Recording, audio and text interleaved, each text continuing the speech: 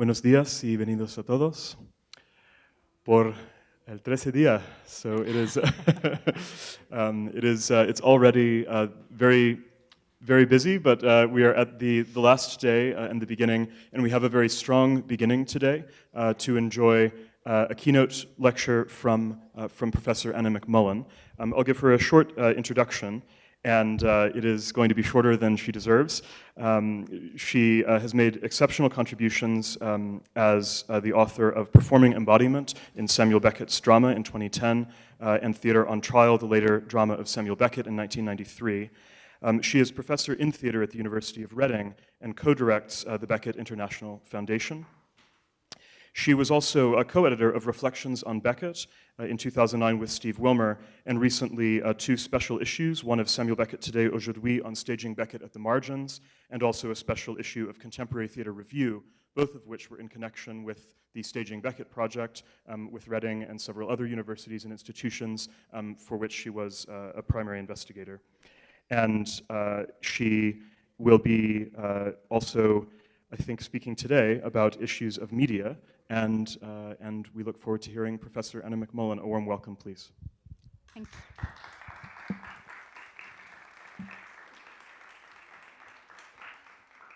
Thank you, Nick. And I'd also like to say a huge thank you to Luz Maria, to Gunnari, and the whole organizing scientific committee for the invitation to join this transdisciplinary Beckett conference. And I'd also like to thank the support team and technical team.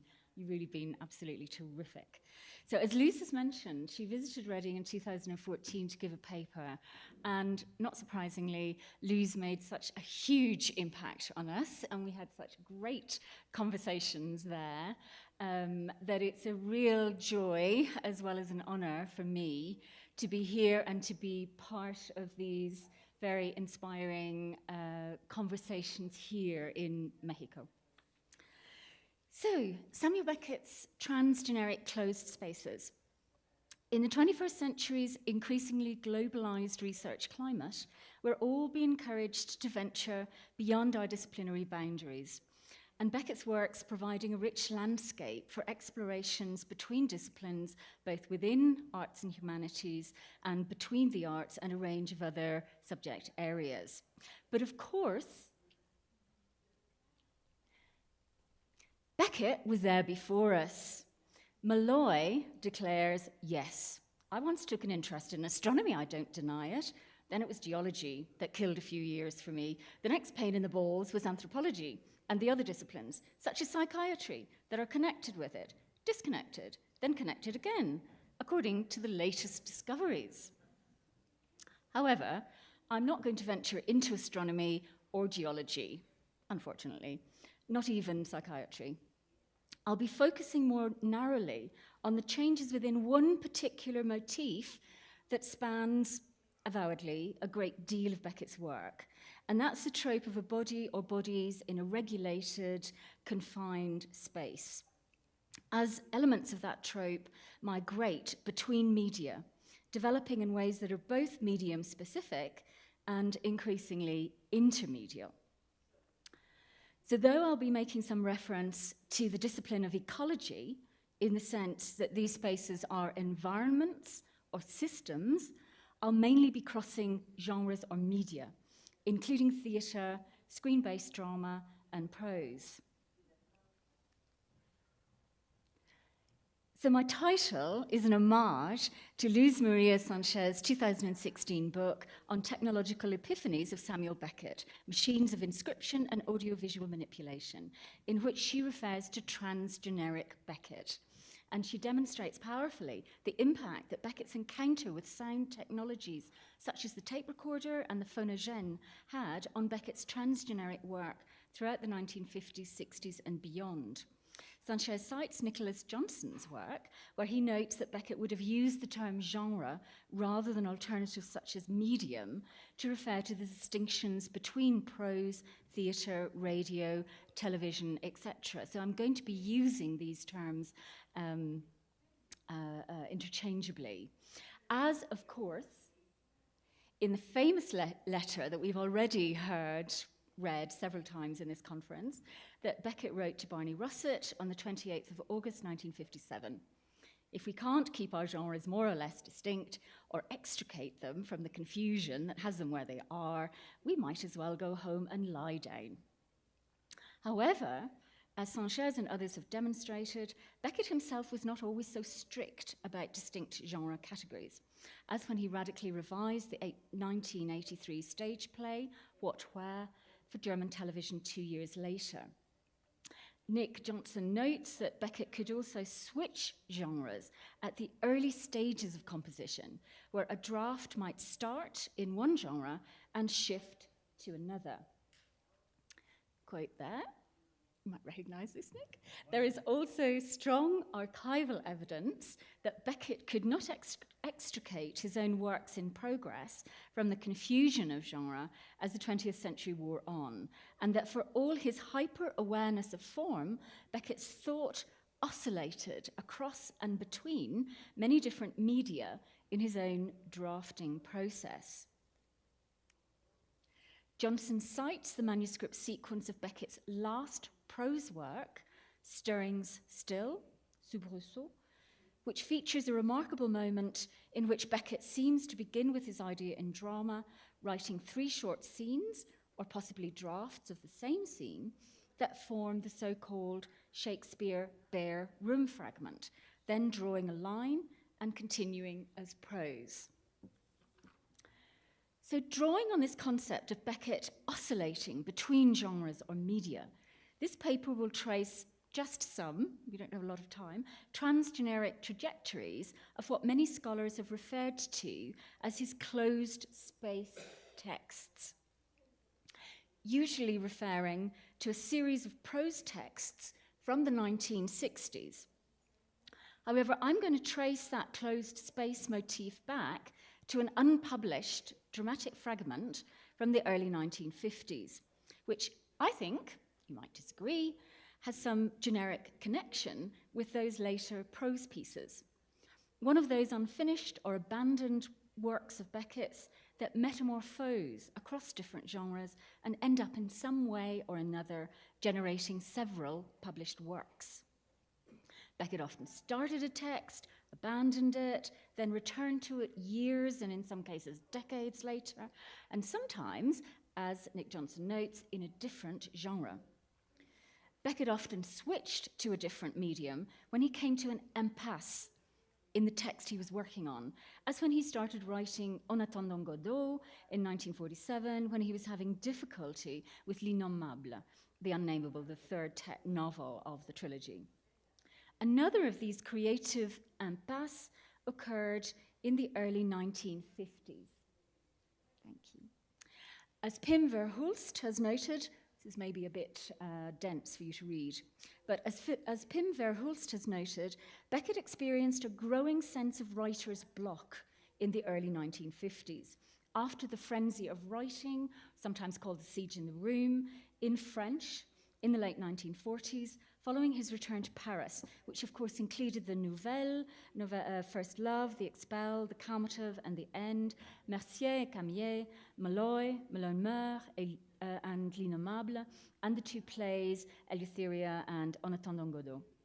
Beckett had completed L'Innommable in 1950, and the Texte pour rien, Text for Nothing, in 1950 to 51. There would not be a major prose work till Commencer, How It Is, written between 1958 and 1960.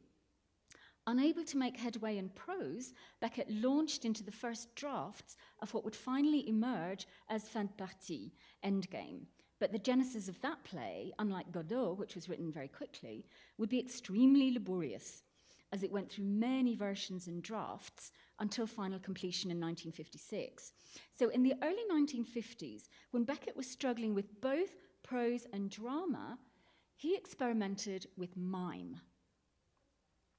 So the 2 published mimes date from sort of mid to late 1950s. I think it's around 1955 for Act Without Words 1 and 1958-9 for Act Without Words 2. But the early drafts of Fin de Partie include wordless movement sequences. Oh, no, sorry, one before. Oh, sorry, I'm missing one. Okay, it's fine. So Stan Gontarski argues that Beckett's experiments with wordless drama opened up possibilities that were realized in the drama of the 50s.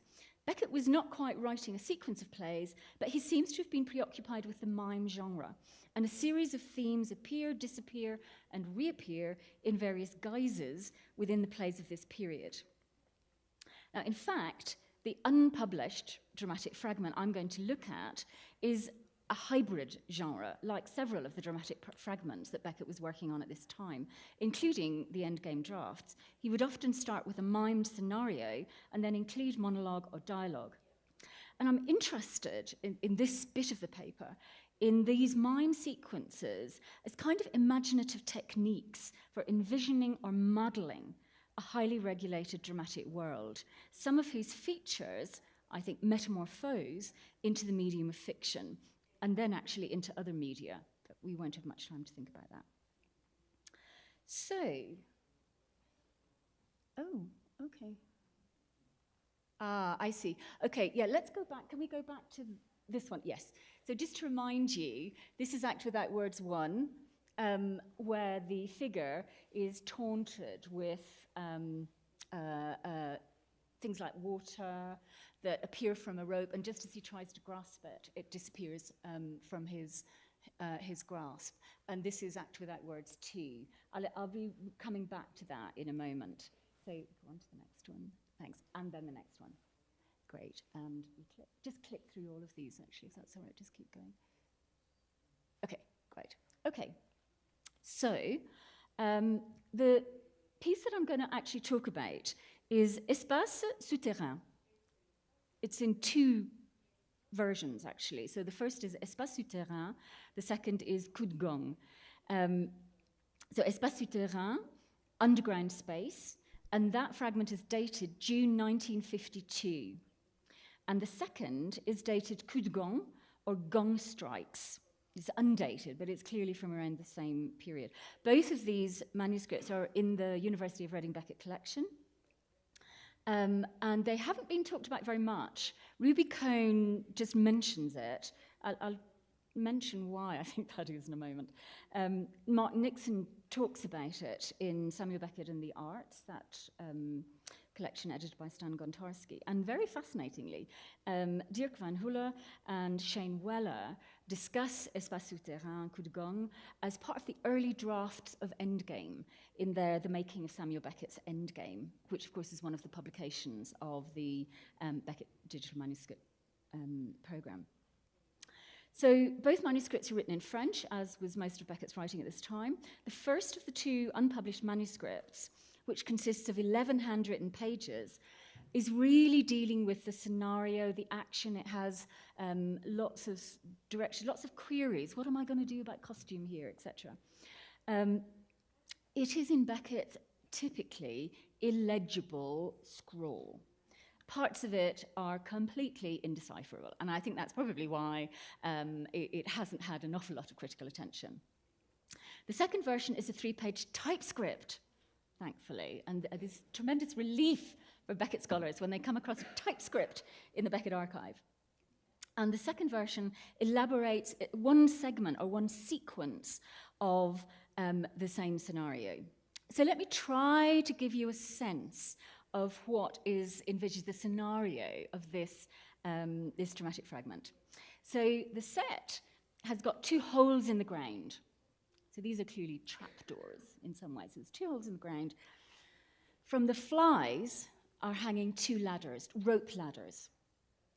Okay, holes in the ground, rope ladders. There's a very interesting vertical use of space here, and also demarcation of different levels of space. You've got the underground, the stage level, and then you've got these flies, which suggests some space above as well. So the scenario involves a repeated cycle of interlinked actions where one group of figures disappears into these holes in the ground. And so actually there's 2 groups of figures come down, disappear into the holes of the ground, accompanied by the sound of a gong. Another group, each of whom has come to look for the one disappearing, so you've got 2 sets of series, people coming down on the little ladders, sort of going up to the holes in the ground where someone is disappearing into them, bending over, looking over the people who are disappearing into the holes, and they, in turn, tied to their sinking partner by a rope around their necks, begin to sink into the same hole. Meanwhile, a further group descends from rope ladders hung from the flies, which are then pulled up again so they can't escape, in search of their lost ones, in a series that is noted in the first manuscript as potentially infinite. So in the first versions, the figures are listed as A, B, C, D, 2, X, Y. No Z. The only name that appears in the first version is Camier, from, of course, Beckett's novel, Mercier et Camier. The stage directions note that the one who descends always arrives too late. I think it assumes that that is to save the disappearing one. The first manuscript also divides these figures into chercheurs and cherchés, searchers and sought, anticipating, of course, the searchers of le dépeupleur, the lost ones, of over a decade later. We're in sequence, that's great. There is also a specific reference to that title, taken from the Lamartine line, un seul être vous manque et tout est dépeuplé. You miss one person and the whole world is empty. In the first manuscript, the space above, là-haut, is de plus en plus dépeuplé, increasingly emptied of people. Can you just see the next one, Lynette? Can you just go one? Yeah, no, the other way. Okay, another one. Oh no, we're going forward. Okay. Okay, let's just keep it up there. That's great, thank you. So the second version, beginning coup de gang, is a more condensed version of this system with 4 named figures. Actually, sorry, can we go one back? Back again? Oh, no, okay, yeah, right. Okay, thank you. So the second version, beginning coup de gang, is a more condensed version of this system with 4 named figures. L'englouti, as his name suggests, from the French verb engloutir, to be swallowed up, engulfed, is already half sunk into the ground. L'anonyme, the anonymous one, is bending over him as he disappears. In the other hole, Camier is bending over an already empty hole, into which presumably Mercier has already sunk. Camier will start sinking into the hole during the piece, which ends when he has sunk to his waist, mirroring the position of englouti at the opening. So this is kind of conveyor belt, people disappearing, other people coming in, etc. There is also another type of figure described in the first manuscript simply as men. He seemed to be officials of some sort. And in the typescript, one of these is named as l'envoyé, the envoy, who arrives from the ladder carrying some rope, and who, unlike the searchers and the disappeared, can come and go. And he exits by the stage wings, not the ladders. The searchers are dressed in long whitish nightgowns. We encounter that quite a lot throughout the later work, trailing on the floor and are wearing medals, which the envoy inspects. However, in the typescript, l'anonyme, who is tied to l'englouti by a rope and is evidently the next in line to disappear, manages to get free. And the last section of the manuscript is his monologue, in which he contemplates his life now that he is free to come and go. Yet, like Victor in Beckett's first full-length play, Eleutheria, which of course is freedom, Greek word for freedom, l'anonyme muses that he will not come and go. He will retreat into interior contemplation. So l'anonyme may have escaped the rope or the hole, but the system continues, or maybe he has internalized it. So the fragment is intriguing, or at least has intrigued me for decades, for many reasons. It looks back to the preoccupations of earlier work and anticipates future work. The sets of figures can be related to the series of pseudo-couples that recur in Beckett's work of this time, such as Mercier and Camier, or Didier and Gogo, Vladimir and Estragon. The rope motif, of course, recalls Lucky, who's tied to Pozzo by a rope and waiting for Godot, and the figure submerged up to the waist and sinking further, of course, prefigures Winnie in Happy Days. But, as I mentioned earlier, what I want to focus on is the role of mime here in offering a particular kind of perspective, or a kind of laboratory almost, where Beckett is working out the relationship between the human body and the environment. So, if we can go forward again. Perfect. Thank you. Thank you so much. So, what is it about mime?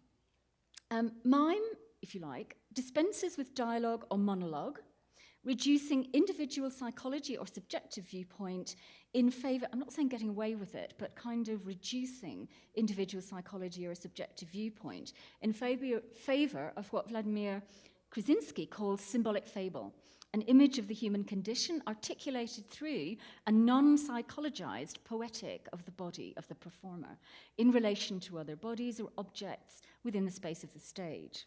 So most of Beckett's mimes portray the human body as subject to an environment whose mechanisms are externally controlled and within which they have limited, not none, but limited agency. These are non-anthropocentric spaces. The humans do not control their world.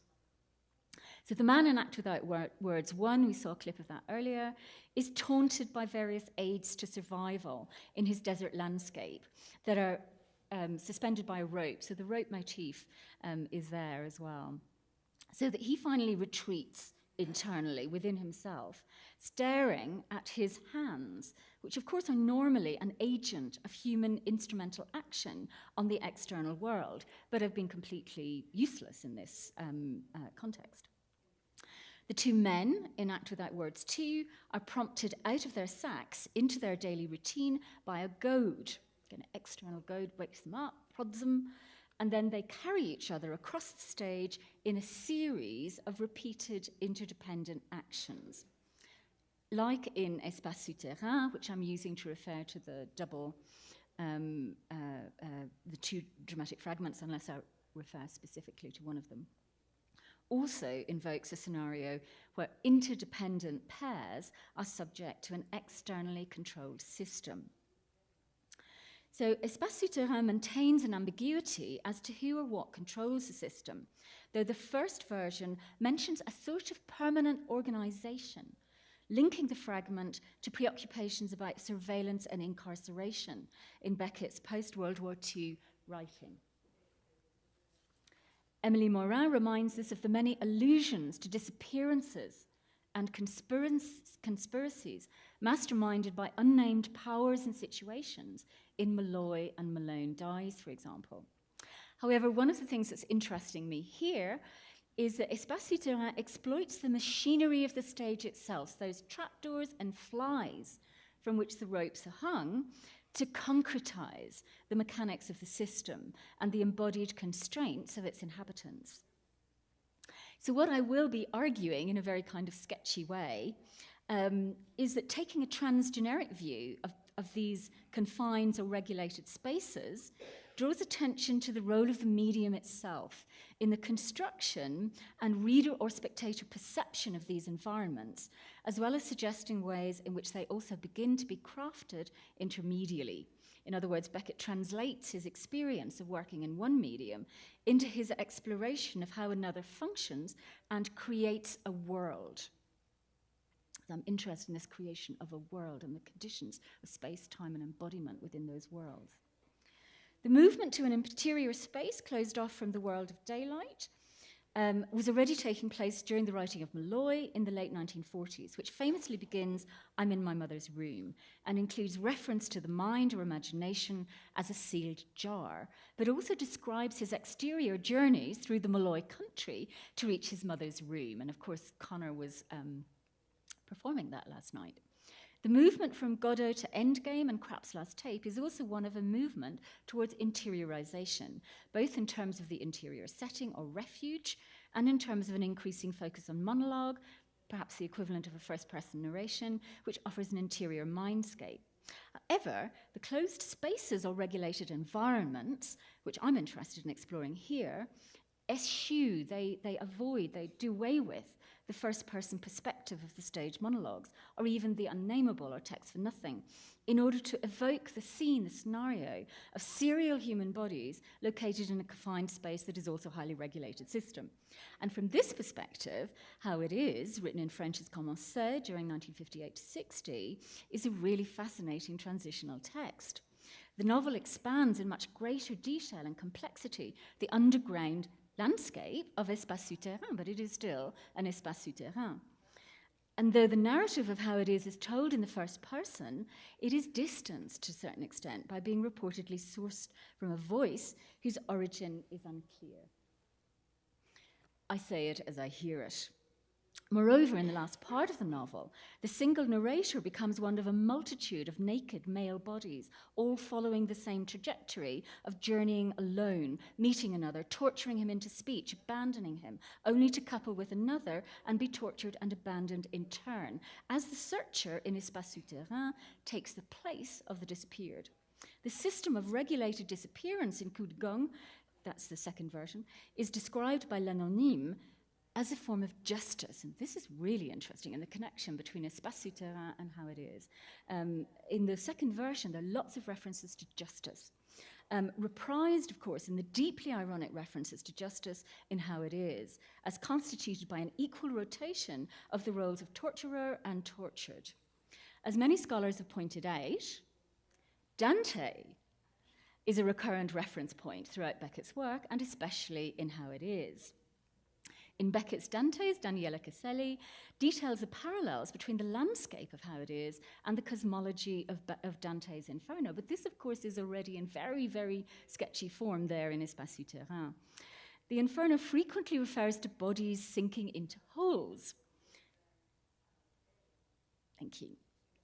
In Canto 19, in particular, the mud is perforated with round holes into which sinners are piled on top of each other, with their feet protruding into the air, scorched by flames. Now, Beckett has turned this upside down. Can we go on to the next slide? Yeah, okay. So this is, I just thought a visual illustration would be quite useful. And this is from Blake's series of works on Dante. So Dante, as he moves through these holes in the ground, recognizes Pope Nicholas in one of these holes, who mistakes him for the still alive Pope Boniface. And Nicholas is expecting Boniface to join him in the same hole, and then another to come after him in turn, as in the rota of engloutissement, or sinking, in Espace Souterrain. However, Caselli emphasizes that Beckett's intertextual references in Dante are always complex and raise questions about Beckett's creative process rather than providing any key. In the case of Espace Souterrain, Dante's Inferno seems to have offered the template of a highly regulated subterranean cosmology with distinct levels above and below, and where the bodies of fallen humans are often partially or wholly submerged. Unlike the Commedia, there is no way out back to the stars at the end of the Inferno, or any glimpse of salvation. And this way out is something that recurs again and again in Beckett's work. So in my view, Espace Souterrain constitutes kind of extraordinary visual and kinesthetic sketch, or sort of animated model box of an underground, highly systematized space in which a series of human figures are entrapped within the stage's own machinery. So this theatrical model is then taken up and transformed into the complex textual fabric and vast tracts of time of the prose narrative of How It Is, which invokes continually shifting perspectives that take place within the reader's imagination. And Judy talked yesterday about the spaces opening up, of spaces above in the light, but then they disappear and you're back to the space of the mud. And I'm also really interested in this linear sort of space-time of How It Is, which might be sort of almost replicating the reader's linear experience. Can you give me a couple of minutes before the end? Okay.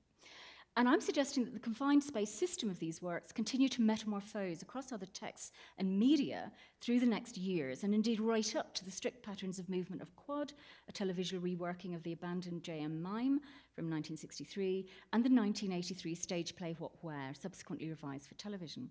As part of their trajectory, I think the qualities of these spaces also shifts in emphasis. from the socio-political resonances of Espace Souterrain to the infernal cosmology of how it is, to the exhausted biospheres of Imagination Dead Imagine and The Lost Ones, to the observation chamber of All Strange Away, or indeed some of the television plays. In each case, these environments are shaped by the conditions of the medium in which they're presented. So I want to briefly turn now to some of the closed space fiction texts of the 1960s, which are much more constrained than the immense elongated space-time of how it is. These texts intensify the pervasive rejection or parody in Beckett's work of the concept of a sovereign human rational subject or agent who exercises control over the external environment through technology or techne, will to create or make. Yet these subjected bodies have been brought into being through the agency of their author, and indeed, in the case of Beckett's drama for stage and audiovisual media, by the creative and technical teams. Beckett's closed space texts of the 1960s and after draw attention to their own mechanisms of generation and control, as in Heidegger's critique of technology as turning the universe into a commodity or standing reserve for human agents. They both model worlds in which the human is reduced to an exhausted species in a shrunken environment, and reflect on the modes of imagination and perception which produce them. So this is very much a kind of development from the sketchy model of Espace Souterrain. So the final section here is on the turn to the eye of prey in the 1960s. Next slide. Okay, yeah, just let's go through that. Perfect. Beckett's prose of the mid-1960s overtly charts a compositional shift from his narratives of endless journeying or displacement to the largely visual focus on a figure or figures in a cramped space. This change is overtly signalled at the beginning of All Strange Away. Out of the door and down the road and the old hat and coat, like after the war. No, not that again. 5 foot square, 6 high, no way in, none out. Try for him there. All Strange Away is part of a cluster of prose texts that evoke a confined space within which human figure or figures are observed. The Faux Départ, Imagination Dead Imagine, Ping, and The Lost Ones. These closed spaces have often been described as womb tomb or skull spaces, yet they also combine qualities of interior space with the sense of a cosmological or ecological system. We might think of these texts as evoking damaged, exhausted, or entropic habitations or biospheres, which retain some mythical or infernal resonances, where the systems of heat and light have become polarized and extreme. All Strange Away, same system, light and heat, with sweat, more or less, cringing away from walls, burning souls, now one, now the other. The passage from heat and light to black and cold of Imagination Dead Imagine, or the oscillation of the temperature between hot and cold in The Lost Ones. These closed space texts in the 1960s are also presented as self-consciously imagined. Stan Gondharski notes that quote, the mysterious narrator is often recorded in the midst of the fiction-making process.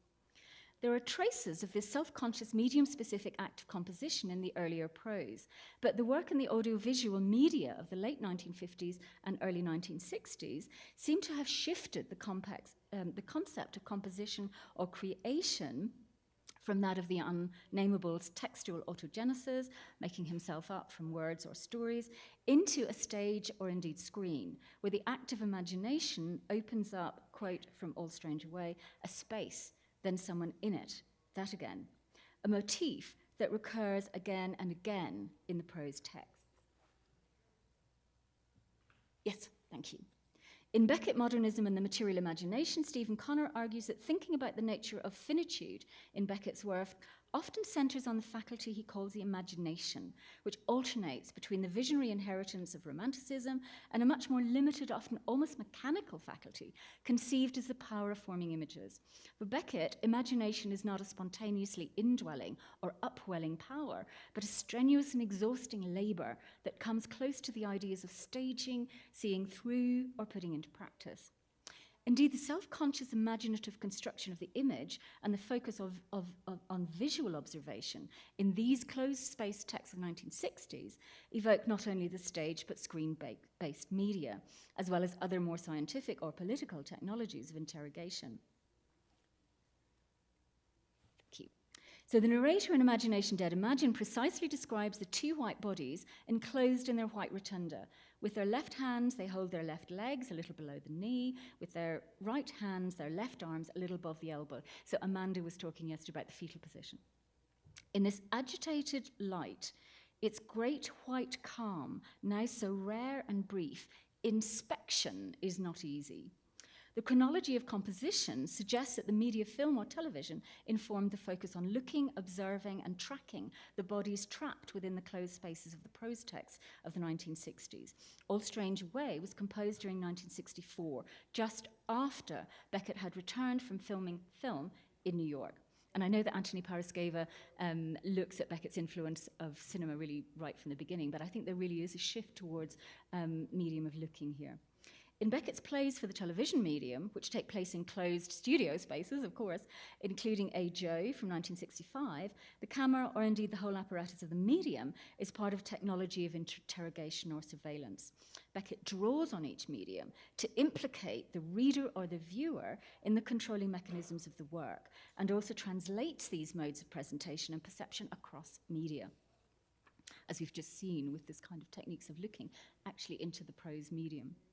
Yet the omniscient and authority of the creator figure or function within the text, or indeed the visual consumption of the reader-observer, is also undermined across different media. Several scholars have noted the contradictions within the narrative evocation of texts such as All Strange Away or The Lost Ones, which prevent the reader's establishment of any total mental picture of these spaces and their inhabitants. So they seem to be closed spaces, but actually that sense of closure is destabilized in various ways. So Michel Rada argues that even though The Lost Ones incessantly measures and describes the cylinder as an enclosed whole, the text consistently refuses any form of closure. The text's narrative machinery is laid bare and its mastery undermined, perhaps proposing a model for speaking and reading that interrupts totality rather than enforcing it, or that bores holes rather than sealing, disavowing, or collapsing them. As Connor notes above, the imaginative faculty in much of the late work is exhausted. The mechanisms are worn out, barely functioning. Alternatively, in the television plays, which are closed spaces, but where also you get spaces within spaces opening up, where the imagination or memory are staged. So in But the Clouds, you've got the space which opens up, where the woman appears, where his self-projection appears, but also they collapse, particularly in Nacht und Trauma, perhaps, where there's this tantalizing image of comfort which opens up, but then actually which collapses and leaves the figure in the particular space and time alone. So in some of those late television plays, television is not exploited as a technique of observation, becomes a medium of poetic longing and invocation. The Yeatsian poem The Tower, as we heard about yesterday, is visualized faintly as the face of a woman in But the Clouds, and Schubert's Lied in Nacht und Träume produces religiously inflected dreamscapes in which the dreamer is provisionally comforted by hands mopping his brow or quenching his thirst. Okay. So that's that one. The images in these television plays are blurred, difficult to see, or only occasionally glimpsed, and the visual is continually in dialogue with poetry or music, which destabilizes its authority. Okay, so conclusion.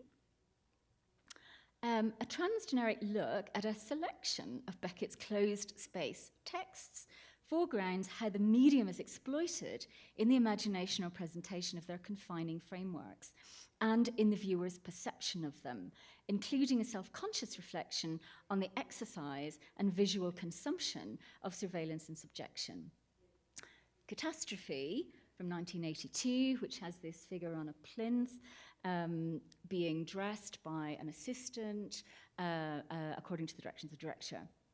So Catastrophes is a meta-theatrical example of this, where the protagonist, who is clearly being incarcerated and exploited as a spectacle in the service of the director and his regime, is offered also to the gaze of the audience, who are then invited, because there's canned audience clapping to this really subaltern, terribly subjected figure of the protagonist. And then, of course, as an audience, what do? Do we clap? Are we consuming this spectacle, etc.? So we're invited to reflect on our role as voyeurs, and I think there might be a way there of connecting with what Ulrike was talking about yesterday. The stage itself becomes a space of incarceration and ideologically encoded spectacle, which I think takes us back to the use of theatrical mechanisms in Espacio terrain.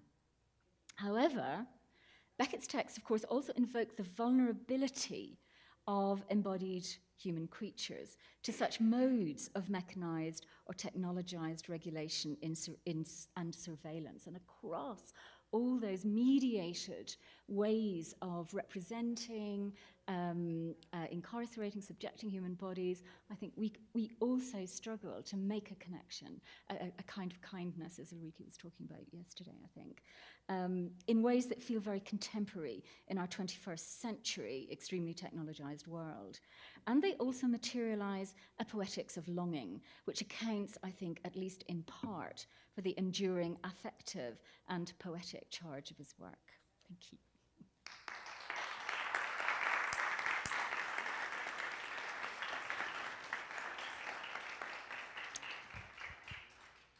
Thank you so much, Anna, for absolutely fascinating work, bringing those pieces to our attention and bringing them to light in a really beautiful way. I'm sure that there, if I can physically see you, there might be questions. I see one back there. It appears to be Professor Jonathan Bignell. We have about 10 minutes, so we'll take a few questions. Thank you, Anna. That's really stimulating and illuminating work. I just wondered whether you could comment on an issue about the challenges that might be involved if Beckett's uncompleted fragment had actually been completed, because you talked in your discussion there about how he made himself notes on the problems that would be associated with staging this piece. Yeah. And of course, I'm thinking that it relies on a particular type of theatre, doesn't it? A theatre which has got flies, that's got trapdoors, that's got the mechanisms really of the 19th century theatre, the kind of municipal classical theatre. Whereas many of Beckett's theatrical works have proven popular, I think partly because they're quite easy to stage. Small casts, not very complicated theatrical technology.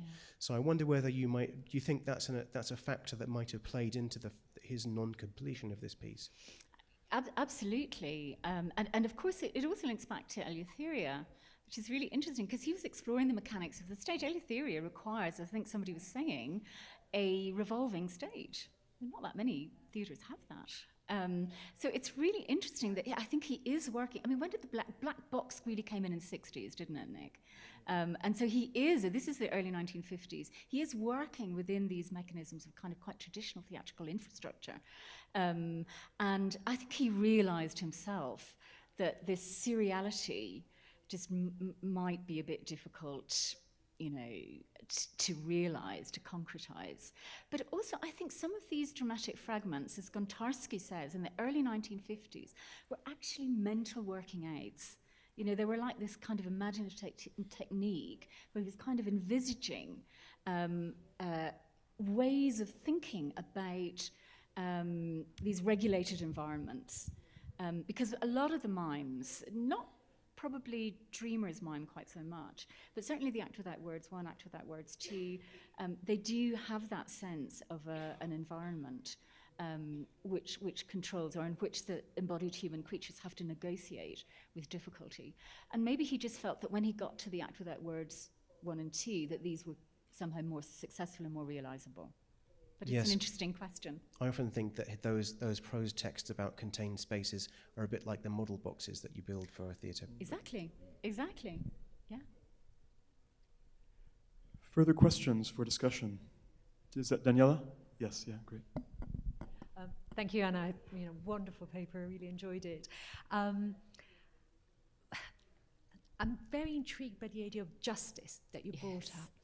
And it's so closely linked to the mechanics. Yes. So on the one hand, you have the repetitiousness, which of course is very much there in the staging of Dante, as you picked up. And on the other hand, there is that kind of political, edge to the repetitiousness. So, and you're doing something wonderful, I think, in this paper, because you're really giving us a transdisciplinary method, but you're also historically putting your finger in that moment where things begin to migrate across prose and theatre, and and the kind of underlying problem of politics comes to the fore, both in an abstract way, but also in a kind of very embodied material way. And so it's not really a question, it's more a comment, if you like to expand further, because I'm too excited to really formulate a coherent question. I don't really have any answers, Daniela, but it really has fascinated me. I have to say, I saw Joseph Chaikin perform, it's actually Text for Nothing. This is a long time ago in the Riverside Studios in the 1980s, and he finished his performance with the ending of How It Is. I hadn't read How It Is at that time, and I just had so many shivers going down my spine, where it is the interrogation, it is the torture actually at the end. And I have been fascinated by How It Is. And then actually, Daniela and I were both at a conference in Paris earlier this year around Gare Saint-Lazar's How It Is. And this has had How It Is in my head. I then went back to Espacio. I thought, I'm sure justice is in there somewhere. And I saw that concept of justice there. And it is absolutely mechanized, because at the moment at which Lenin is talking about justice, there's also a series of mechanized movements, which is very much like even Dream to Middling Woman or something, where he's sort of like a mechanism, and he's talking about justice. So there's almost the suggestion that justice itself is a kind of infernal mechanism that really is inhuman in its operation. And of course, in How It Is, it's taken further, because this inhumanity is somehow divine. It's and I think I've always been so... I think the ending of How It Is, I think the treatment of justice in How It Is shocking. It's so utterly disturbing in terms of the kind of ethical issues around justice that we attribute value to. And I think there is something there that is going on, like maybe in Malloy, where he's talking about ideas of public decency, that is deeply ironic. And goes really to the heart of our very ethical systems. So we have to start from the beginning and interrogate all of those kind of things that we assume. We take, I think my husband has a way of saying something, whatever you assume nothing, or something like that. So I think you've put your finger on something which actually is very important in also in not just in terms of an aesthetics, but what Shane Weller and so on have been talking about in terms of a kind of ethics and aesthetics, or anesthetics, or interrogatory aesthetics, or whatever. So thanks for your question. Thank you so much. David. Wonderful. That's an open book. David, yeah. I'm very sorry. The microphone seems to be ping-ponging between the three of us here. We'll definitely pass it on. This is something that occurred to me just as you were talking there, and it's something which I'm particularly interested in hearing your views on, which is always a very terrible thing to say to anybody who is just a lovely keynote. I think you're absolutely right, and I think that the paper it's an extremely well observed paper on the operations of the mechanics of justice. And the way in which justice becomes, if you like, an almost self-perpetuating torture machine that drives its way through the characters. Then as we move through from the fragments through the prose pieces and theatre pieces of the 60s, moving into the 70s, there are moments of almost indicated mercy within the performances. Oh, absolutely. Yeah, and I just wanted to ask your opinion of the relation between that mercy and the operations of justice in the previous pieces, because maybe there are two ways to read it. First of all, this is the key, this is the out, this is the way in which at least a putative escape opens up. Or, rather more bleakly, and I'm sorry it is Sunday and I'm being bleak here, mercy itself becomes part of the mechanics of justice, because mercy itself is presented as part of a mechanical cycle. So the face returns in But the Clouds, and mercy itself is always something which is presented and held back from the protagonist. Yeah, that's very interesting. I'd never really thought about that, but who was it said, if there were no poverty, there would be no need for charity. And I think if there were no torture, there would be no need for mercy. I think maybe you're putting your finger on something around that. I'm also really fascinated, and I can't remember the quote. It's from Beckett's interview. I can't remember whether it's with Charles Juliet or somebody else. And he talks about his fascination with the way out, looking for the way out, but it's always eludes, and I think it's very interesting in Nacht und Träume, because what you're saying also creates much less of a sentimental reading of Nacht und Träume, where there is that promise of comfort or mercy. But of course it's withdrawn, and the figure is left absolutely denuded. In some cases, actually, would be better if he had never had that dream of a way out, because actually the dream of a way out really enforces how entrapped one is. So, I think in some way, and I haven't thought that through, so it's a really interesting idea, that idea of mercy, I think, is tied up with justice in a quite a complicated and disturbing way. That's easy, yeah. There's never anything easy in Beckett, is there? There's no easy way out. There's no easy mercy, etc. We have to work for it. Yes, for heaven's sake, take the microphone away from us. Thank you. I think we might have time for just one more. Is there... Over there, Martin. Yes, yeah. Hi, Martin.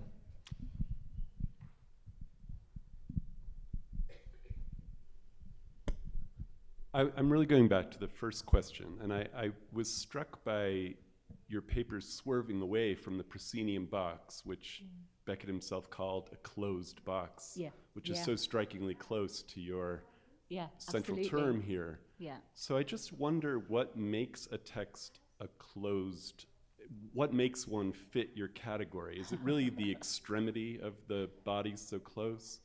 Are Nag and Nell already a version of this? So I guess I'm really asking about the relation to your earlier work in a way, and to the better known pieces for the stage, and whether they're not also closed spaces in most of the ways that your category would cover. Yeah. I mean, I think the reason I went back to Espacio Terrain is that it's not just a closed space, it's a regulated space that is externally controlled. So that was kind of what I was looking at in relation to the Espacio Terrain, and certainly also in relation to how it is, and in relation to something like All Strange Away, which I think somebody is going to talk about in much more detail today, and where actually they're in a completely confined space, and in Imagination, Dead Imagine, and so on, where there really is that sense of a kind of environment there. But yes, I mean, I was just thinking, well, of course, all of the late television plays and pretty much all of the late theatre are at one level in closed spaces. But but why just the late theatre is my question. Yeah, right. Yeah, I mean, I think you can see in Godot also the fact that they don't leave the stage. So that's also a kind of confined space. But I think certainly with Endgame, you've got that, you've got that there as well. But in Espacio Terrain, which precedes Endgame, it's just that sense of the infernal mechanism. It's such a clear concretization, materialization of that sense of the machine, of something that is constraining the body in a very particular way. And I think that's kind of what I was interested in. But I was thinking myself, well, how do you define this? If you're looking at it across different spaces. And I think it was really that sense of the constraints on the body within a kind of seriality, a kind of serial system. But then I think that shifts, in relation to the late work. I was particularly focusing here, I think, on that moment of the 1950s into the 1960s, that shift between mime or theatre and Endgame, of course, because Espacio Terrain was written during the very earliest compositions of Endgame, into some of those prose confined spaces, and just looking at the differences, at how it metamorphoses or mutates into those closed space texts. And of course, in the later work, you get the use of lighting in order to not sort of physically confine, but visually confine the body of the actor within a particular space. Yeah, it's probably that's probably a question that deserves a kind of really long answer that I don't have time to give.